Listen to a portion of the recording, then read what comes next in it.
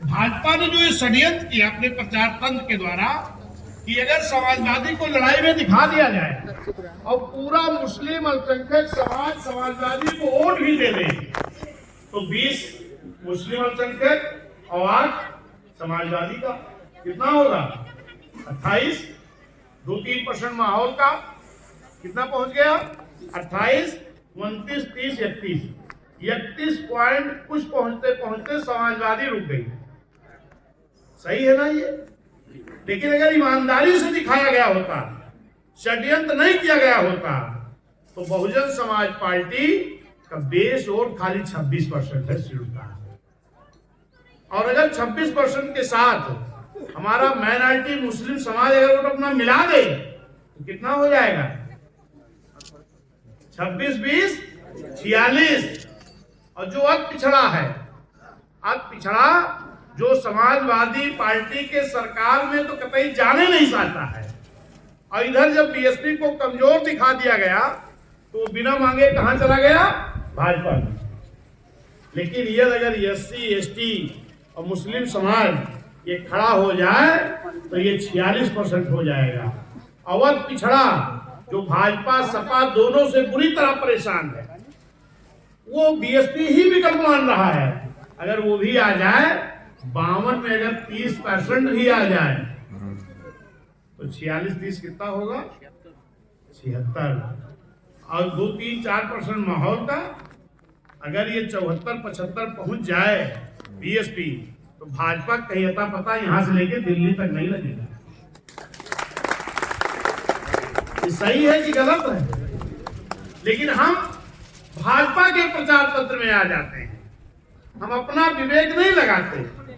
अगर उन्होंने कह दिया कि बीएसपी तो भाजपा की बी टीम है तो हमने मान लिया। अरे भाई, लोकसभा के अंदर कौन सा नेता था जो खड़े होकर के कहा कि एक बार फिर प्रधानमंत्री मोदी को बनना चाहिए? उसका नाम याद है कि नहीं? किसने कहा था? कहा मुलायम सिंह ने, और भाजपा से मिली बीएसपी है। जब मुख्यमंत्री उत्तर प्रदेश के शपथ ले रहे थे तो कौन सा नेता ऐसा था जो मुख्यमंत्री जी के कान में कोई बात कर रहा था? उसका नाम क्या है? और मिली बीएसपी है। क्या गजब की बात है मेरे भाई। शादियों में बैठ करके जा करके माननीय प्रधानमंत्री जी बच्चों को गोद में किसके खिलाते हैं? समाजवादी के नेताओं की, और मिली हुई बीएसपी है।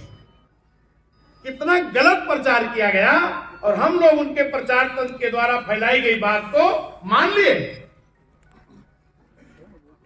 Doctor B R. अम्बेडकर साहब ने कहा था, इस देश का संविधान तो मैंने बहुत मजबूत बनाया है, लेकिन यदि इसको लागू करने वाले, इस देश की हुकूमत करने वाले नियत साफ करके लागू नहीं करेंगे, ये संविधान अच्छा काम नहीं कर सकता।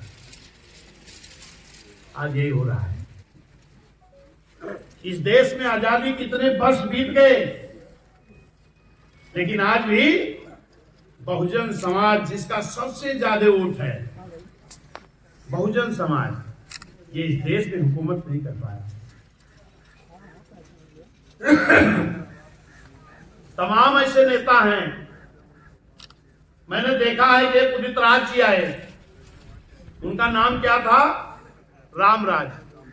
उन्होंने एक पार्टी बनाई जिसका नाम रखा इंडियन जस्टिस पार्टी।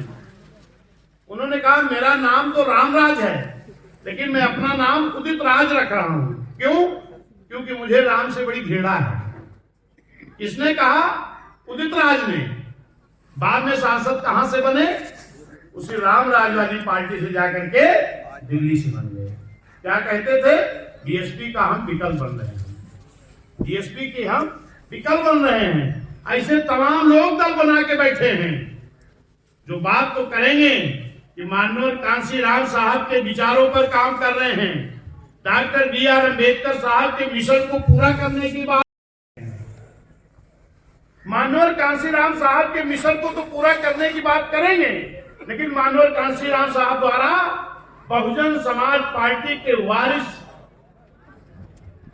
माननीय साहब किसको बना के गए? मान्या बहन जी को। कब? लखनऊ के मेला मैदान में पूरे होशो हवास में माननीय कांशीराम साहब कह करके गए, इस बहुजन समाज पार्टी की वारिस रहेंगी बहन कुमारी मायावती जी। तो माननीय कांशीराम साहब के मिशन तो पूरा करने की बात करेंगे, लेकिन मान्या बहन जी का विरोध करेंगे।